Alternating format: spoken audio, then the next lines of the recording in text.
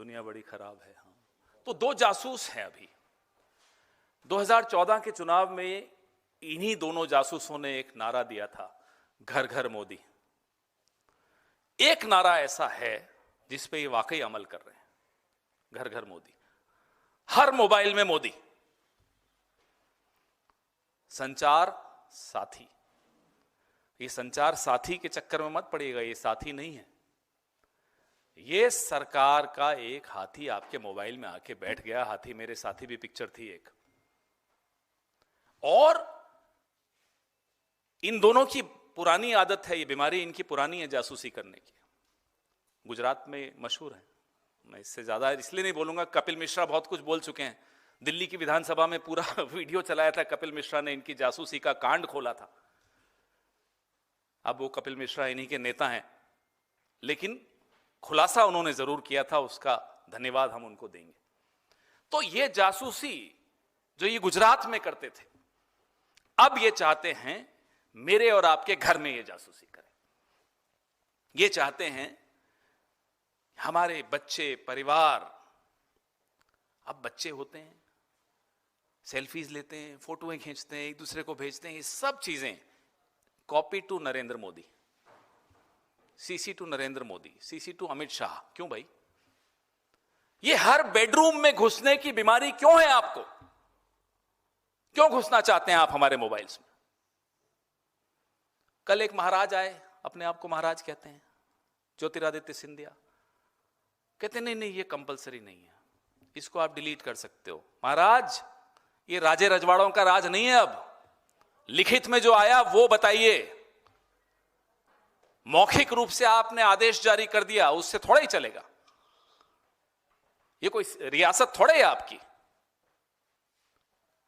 लिखित में आप कहते हैं कि हर भारतीय स्मार्टफोन पर, एंड्रॉइड पर, आईओएस पर ये एक संचार साथी नाम की ऐप प्री लोडेड होगी। उसको ना छिपाया जा सकता है, ना मिटाया जा सकता है, ना डिलीट किया जा सकता है, ना छेड़ा नहीं जा सकता। ये लिखित में है। मौखिक रूप से महाराजा आते हैं और कहते नहीं नहीं नहीं ऐसा नहीं है। वैसे इस पार्टी में ये बीमारी है, ये भारतीय जासूस पार्टी में बीमारी ये है कि ये कहते कुछ हैं, लिखते कुछ हैं और करते कुछ और हैं। सोचते हैं या नहीं, अभी इस पर आरोप इन पर ज्यादा गंभीर लगे नहीं है सोचने के, शायद नहीं भी सोचते हो। लेकिन जो हमारी आपकी बात ये सुरक्षा की कर रहे हैं, सेफ्टी एक बहाना है, प्राइवेसी पर निशाना है। ये असलियत है इस ऐप की जो प्री इंस्टॉल करना दूरसंचार विभाग ने मैंडेटरी कर दिया है, कंपलसरी कर दिया। अभी तक लिखित रूप से ये ऑर्डर विड्रॉ नहीं हुआ है। कल दोपहर को महाराजा ने जब ये बयान दिया, फरमान जारी किया, उसके बाद मेरे भी मोबाइल पे आया, आपके मोबाइल पे भी आया होगा। लिंक पे करिए और संचार साथी बनाइए। तो आपने क्या खाना ऑर्डर किया, आपने बैंक में कब क्या पैसे विड्रॉ किए, किसको पैसे दिए, किससे लिए, सब कुछ, कौन से फोटोज खींचे, सिग्नल पे, टेलीग्राम पे, व्हाट्सएप पे, मेल पे क्या मैसेजेस आपने भेजे, सब चीज की एक कॉपी दो जासूस अपने पास मंगवाएंगे। क्या करेंगे इस कॉपी का? जरा पूछिए ना इनसे, इनकी रुचि क्या है हमारी निजी जिंदगी में। कल मैं देख रहा था सोशल मीडिया पे, अरे गूगल को तो दे देते हैं आप सारी जानकारी। अरे तो गूगल मेरी सरकार है क्या? गूगल क्या मुझे अरेस्ट कर सकता है? गूगल क्या उस जानकारी का दुरुपयोग करके मुझे ब्लैकमेल कर सकता है? क्या गूगल जो भीमा कोरेगांव में हुआ, ऐसी ही किसी ऐप के जरिए लैपटॉप में कुछ एविडेंस घुसा दिया इन लोगों ने और उनको जेल में डाल दिया, क्या गूगल ये कर सकता है? गूगल के खिलाफ मेरे पास कानूनी रास्ता है, मेरी अपनी सरकार के खिलाफ मेरे पास क्या है कानूनी रास्ता? जो वीआईपीज हैं, महत्वपूर्ण लोग हैं, पॉलिटिकल लोग हैं, पत्रकार हैं, जजेस हैं, बिजनेसमैन हैं, अपनी ही पार्टी के भीतर के जो इनके प्रतिद्वंदी हैं, उन सब के लिए पेगासस। आम आदमी के लिए संचार साथी, मकसद एक ही है। जो पेगासस का मतलब था, पेगासस गैर कानूनी रूप से पिछले दरवाजे से आपकी जिंदगी में घुस रहा था, संचार साथी सामने के दरवाजे से कानूनी जामा ओढ़कर आपकी मोबाइल्स में घुस रहा है, आपके बेडरूम में घुस रहा है, आपके किचन में घुस रहा है, आपके घरों में घुस रहा है, आपकी जिंदगी में घुस रहा है। इलेक्टोरल बॉन्ड की जानकारी निजता का हनन है साहब, वो नहीं मिलेगी आपको। पीएम केयर फंड में कितना पैसा किस कंपनी से आया, यह जानकारी आपको नहीं दी जाएगी, निजता का हनन है। प्रधानमंत्री की डिग्री, आज तक कोर्ट में केस लड़ा जा रहा है, निजता का हनन है। डिग्री तक नहीं सार्वजनिक की जाती जिस देश में, वैसे बड़ा अजीब हो गया ये देश, जो पढ़ा लिखा है वो तो पप्पू, और जिसकी डिग्री तक पे सवालिया निशान है वो विश्वगुरु। तो विश्वगुरु की डिग्री मांग लेना निजता का हनन है, लेकिन हमारे आपके मोबाइल में घुसकर हमारी जिंदगी की तमाम जानकारी ले जाना उनका हक है। बताइए ये किस तरह की डेमोक्रेसी है? इसीलिए इस प्रेस वार्ता को मैंने नाम यही दिया कि ऐसी तैसी प्रिवेसी। ये क्या है ये डेमोक्रेसी? कहां है ये डेमोक्रेसी? हम सरकार से सवाल नहीं पूछ सकते। हम सरकार से राइट टू इंफॉर्मेशन में उन्होंने सेक्शन 8 में जो तब्दीलियां कर दी, राइट टू इंफॉर्मेशन तबाह कर दिया इन्होंने।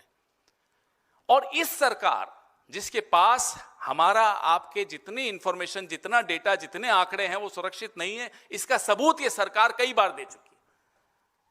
करोड़ों लोगों का आधार डेटा लीक हुआ, करोड़ों लोगों का नमो ऐप का डेटा लीक हुआ, ये सब सबूतों के साथ बोल रहे हैं। करोड़ों लोगों का डेटा बेचा गया और 100 करोड़ इस सरकार ने कमाए। उस सरकार को चाहिए, वो चाहती है कि हमारे आपके मोबाइल में घुस जाए और जानकारी इकट्ठी करे और फिर इस जानकारी का दुरुपयोग करे, इस जानकारी को बेचे। अरे जो सरकार इजराइल के साथ मिलकर अपने ही देश के, अपनी ही पार्टी के प्रतिद्वंदियों के मोबाइल में पेगासस डाल सकती है, उस सरकार को क्या आप संचार साथी मानेंगे? क्या उसको साथी मान सकते हैं ऐसी सरकार को? Can you treat a government like this as your friend? A government which collaborates with Israel and brings Pegasus in our mobiles. What Pegasus was to the VIPs of this country, Sanchar Sathi is to the common man of this country. The objective is the same. The objective is to get into your mobiles, to get into your bedrooms, to get into your lives, to ensure that your teenage daughters, sons, their mobiles, their selfies, their photographs, their information, everything becomes public, everything goes to the... And the two of them have a recorded history of spying on ordinary citizens. कोई पहली बार नहीं कर रहे हैं, ये कई बार कर चुके हैं। 240 सीटों में यह हाल है। सोचिए 400 होती तो क्या करते हैं? समझिए आप इनके मकसद समझिए। और इनका जो रिकॉर्ड है, मैं 2-3 चीजें तो बता ही चुका हूं आपको, लेकिन मैं सिलसिलेवार आपको इनका रिकॉर्ड बताना चाहता हूं। 2017 में सुप्रीम कोर्ट में निजता को मौलिक अधिकार मानने के विरोध में भाजपा की सरकार खड़ी हुई थी, याद कीजिए। इन्हें लगता है हम सब भूल जाएंगे। 2018 में 10 एजेंसियों को बिना न्यायिक निगरानी के कंप्यूटर से जानकारी इंटरसेप्ट करने का अधिकार दे दिया।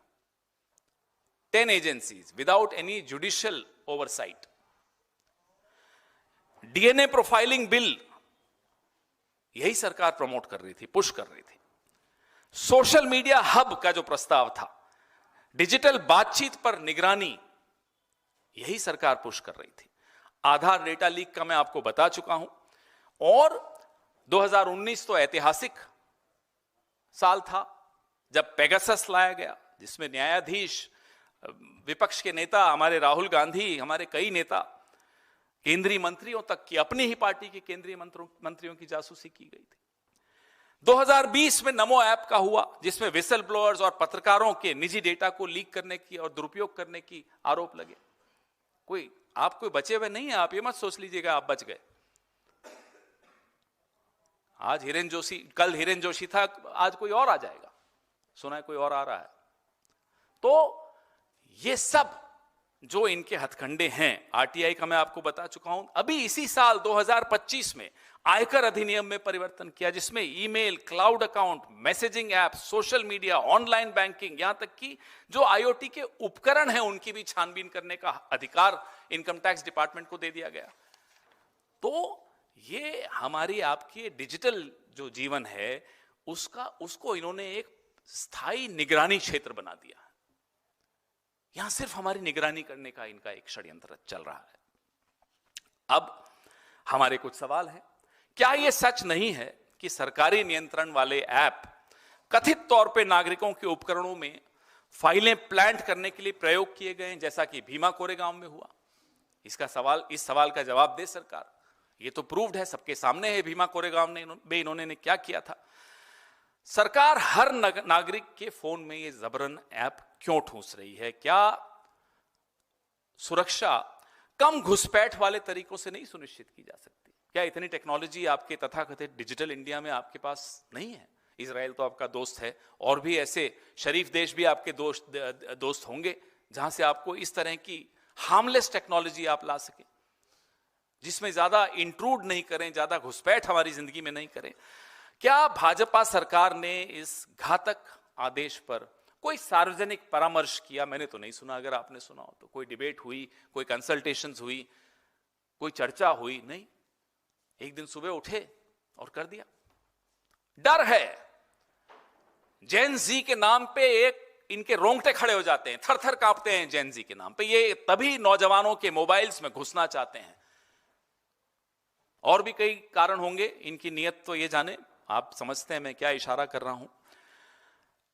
80 करोड़ डिजिटल नागरिकों की सहमति के बिना उनके मोबाइल में घुसने का यह अधिकार आपको किसने दिया?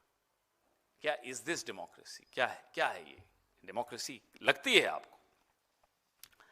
और मैं अपने दोस्तों से, अपनी पत्नी से, अपने पिता माता, अपने पति, जिनसे भी हम बात क्या कर रहे हैं, इसकी जानकारी सरकार को क्या उत्सुकता है? क्यों है आपको उत्सुकता? क्या इसलिए आप सरकार में बैठे हैं 11 साल से? नागरिकों के आपस में क्या बात चल रही है ये जानने के लिए बैठे हैं। और मिनिमम गवर्नेंस, न्यूनतम सरकार क्या बेडरूम में घुसकर मिलती है? लोगों के बेडरूम में घुस के कहते हैं साहब न्यूनतम सरकार है, ये मिनिमम गवर्नेंस है। माफ कीजिएगा, ये मिनिमम गवर्नेंस नहीं, ये मैक्सिमम इंटरफेरेंस है।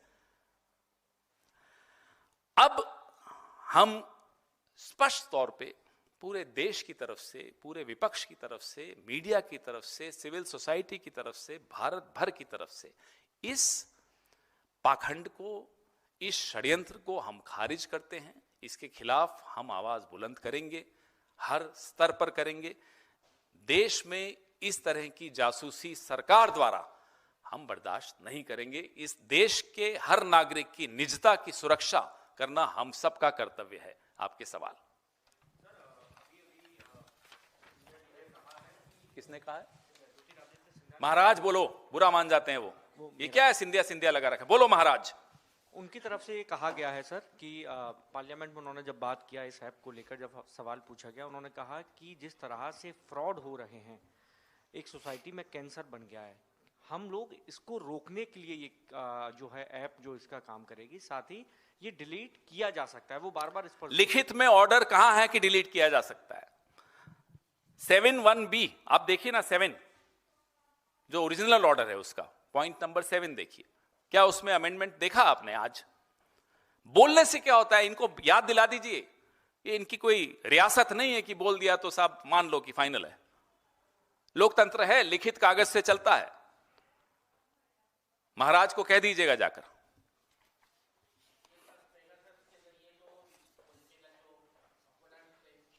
जी,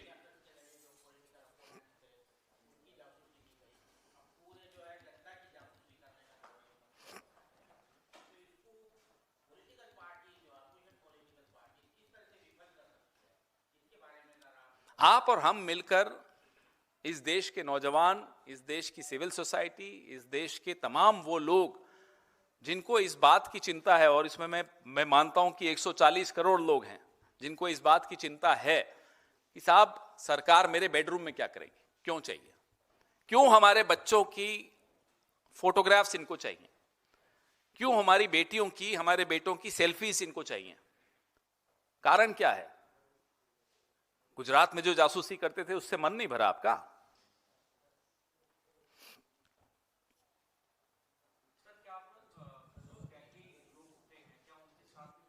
किसके साथ? आप लोग बैठ के इस ऐप को लेकर, इस खामियां क्या है, इसके फायदे क्या है, इसको लेकर भाई जो सामने दिख रहा है वो तो आपके सामने ही है ना। जो ऑर्डर आया 2 पेज का, उसमें कोई एक्सपर्ट भी नहीं चाहिए। उस ऑर्डर में स्पष्ट है, प्री लोडेड होगा, बाकी जगह वो ऐप भेजेंगे, उसको आपको इंस्टॉल करना होगा, उसको आप छिपा नहीं सकते, उसको आप डिलीट नहीं कर सकते, उसको आप झेल के चलना ही पड़ेगा आपको, कंधे पे लाद के। अपना ही जासूस अपने कंधे पर बैठाकर आपको चलना पड़ेगा। घर घर मोदी। अब इसमें क्या टेक्निकल एक्सपर्ट चाहिए आपको? घर घर मोदी आ गया। सर हाँ? कांग्रेस पार्टी जो है इसके खिलाफ स्ट्रीट पर आएगी या नहीं? हम तो हमेशा ही सड़क पर आते हैं साहब, हम तो सड़क पर ही हैं पिछले 11 साल से। पता नहीं आप क्यों नहीं देखते। no, sir, you just mentioned that how Congress will be taking up this issue across the country. Then what are the plans of the Congress party in regard to this Sanchar Sathi app, and how you want to make people aware? From every platform, we are going to challenge this. We are waiting for the government to actually do what the Maharaja is saying. But Maharaja के कहने से तो नहीं होता ना. But if they actually withdraw this, which this government is known for, U-turns is a speciality of this government. So if they take a U-turn, well, it will be a long list of U-turns and one more added to it. But if they don't take a U-turn, we'll ensure that they do take a U-turn on this. Sir, beside from this, there is another पहले ये तो issue. खत्म होने दो. Okay.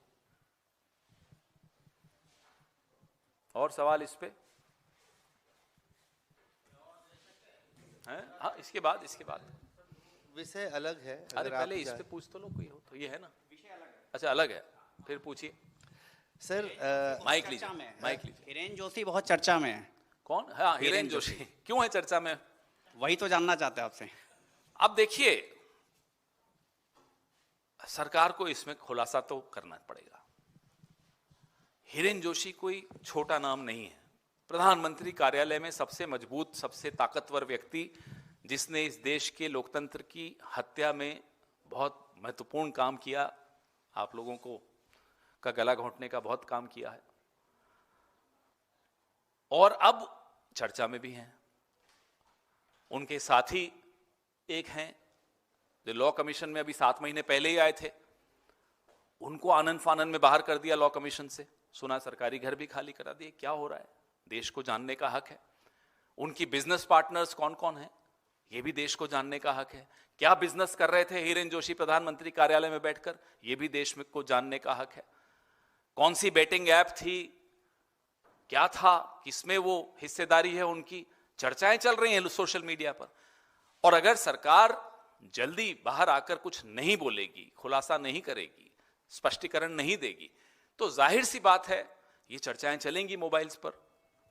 भले आप कितनी apps ले आइए, जो लोगों को जानकारियां मिल रही हैं प्रधानमंत्री कार्यालय से ही मिल रही हैं, तो वो जानकारियां सबके पास जा ही रही हैं। बहुत सारी सुना है बिजनेस इंटरेस्ट हो गए इनके, विदेशों में इनके क्या लिंक्स हैं, जब विदेश यात्रा की वहां किन किन से मिले, क्या राष्ट्र के हितों का कोई समझौता किया हिरेन जोशी ने अपने साथियों से मिलकर अमेरिका में या जहां भी गए हों। ये सारी खुलासे अब आएंगे। ये देश जो है ना, लोकतंत्र को आप इतनी आसानी से मार नहीं सकते। कोशिश बहुत कर ली आपने। अब प्रधानमंत्री के कार्यालय पे बहुत बड़ा सवालिया निशान खड़ा हो गया।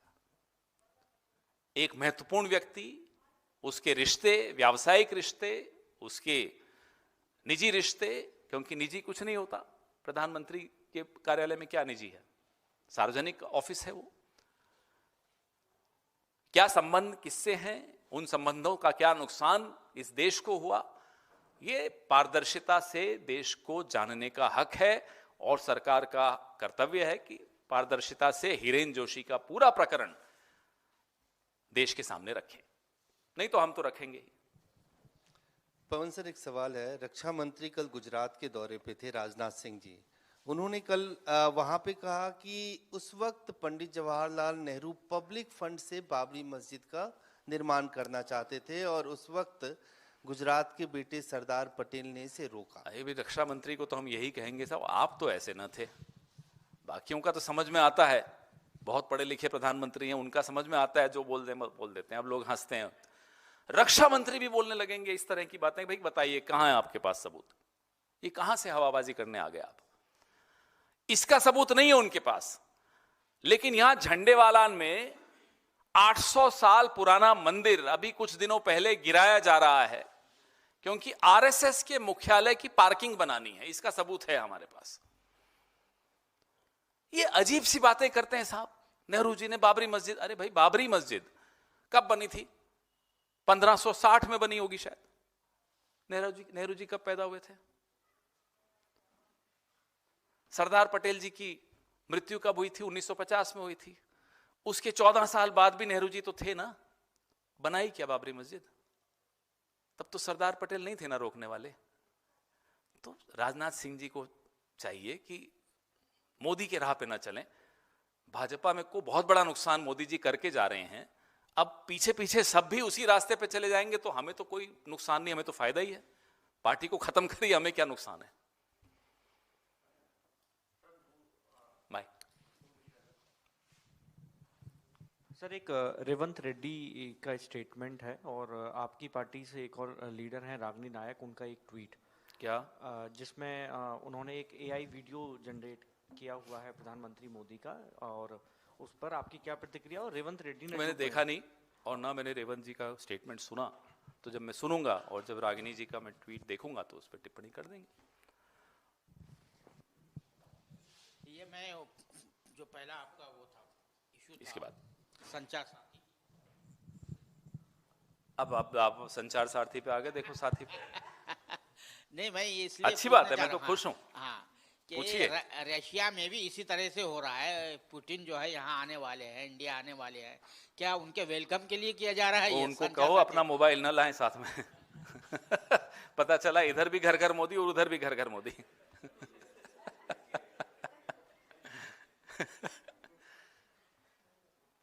हाँ जी, आप आनंद सवाल ही भूल गए, बताइए।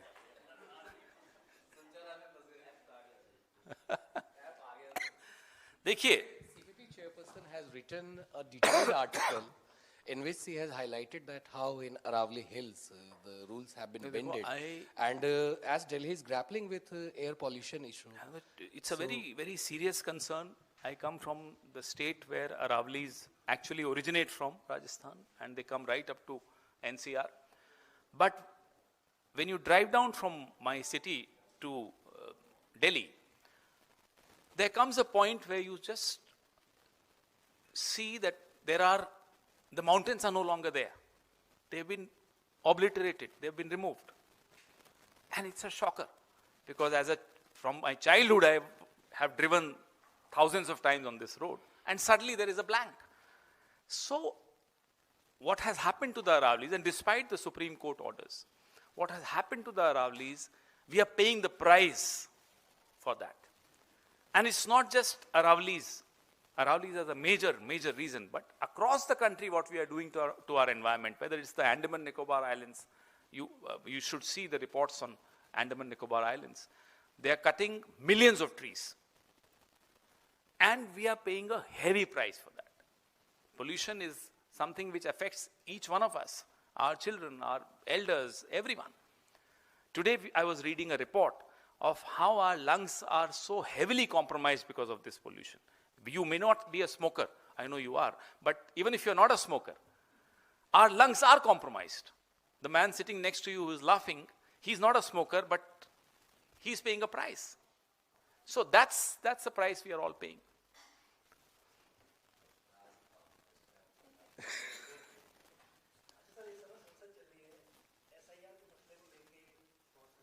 देखिए, एसआईआर का मसला हम बिहार में उठाते हैं तो हम पर आरोप लगाते हैं कि साहब आप गलत बात कर रहे हो, आप हारते हो इसलिए बोल रहे हो। वही काम बीजेपी बंगाल में कर रही है। वही आरोप, वही सवाल बीजेपी बंगाल में उठा रही। तो ऐसा कैसा है एसआईआर कि बिहार में तो एकदम ठीक हुआ और बंगाल में खराब हो रहा है? इसका जवाब आजकल ज्ञानेश घूम रहे हैं, सुना विदेशों में, ज्ञानेश से दिलवाइए या मोदी जी से दिलवाइए कि साहब बिहार में ठीक है एसआईआर, बंगाल में खराब क्यों है, जरा जवाब दीजिए। बीएलओज जिस प्रेशर में काम कर रहे हैं, प्रेशर सिर्फ ये नहीं कि डेडलाइंस मीट करनी है, प्रेशर कुछ गलत करने का भी है। उस दबाव में आत्महत्याएं हो रही हैं, उस दबाव में जो हो रहा है वो आपके सामने और बहुत दुखदाई है। एसआईआर पे हमारे सवाल हम निरंतर उठा रहे हैं, संसद में भी उठाएंगे, इस पे चर्चा होगी।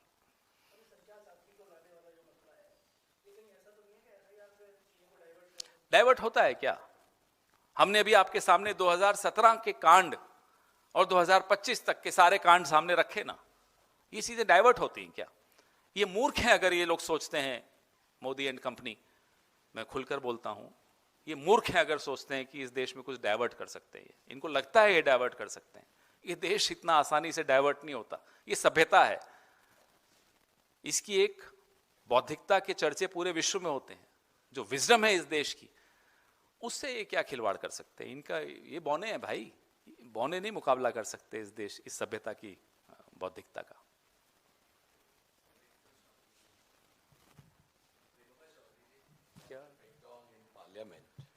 उसमें तो चर्चा हो गई, उन्होंने आज जवाब बड़ा अच्छा दिया, उसमें बड़ा अच्छा जवाब दिया। मुझे लगता है उसके बाद कोई जवाब देने लायक बचता ही नहीं है। मेरे को तो खांसी भी हो रही नहीं तो मैं भी जवाब दे देता।